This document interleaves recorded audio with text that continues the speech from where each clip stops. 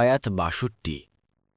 وَيَوْمَ يُنَادِيهِمْ فَيَقُولُ أَيْنَ شُرَكَائِيَ الَّذِينَ كُنتُمْ تَزْعُمُونَ। অনুবাদ: আর সেদিন তিনি তাদেরকে ডেকে বলবেন, তোমরা যাদেরকে আমার শরীক গণ্য করতে তারা কোথায়? তাফসীর: ১ নং ফুটনোটের বিবরণ। অর্থাৎ যেসব শয়তান ইত্যাদিকে তোমরা আমার শরীক বলতে এবং তাদের কথা মতো চলতে, তারা আজ কোথায়? তারা তোমাদেরকে কোনো সাহায্য করতে পারে কি? জবাবে মুশরিকদের কথা বলাই স্পষ্ট ছিল যে আমাদের কোনো দোষ নেই, আমরা স্বতঃস্ফূর্ত হয়ে শিরক করিনি, বরং এই শয়তানরা আমাদের বিভ্রান্ত করেছিল।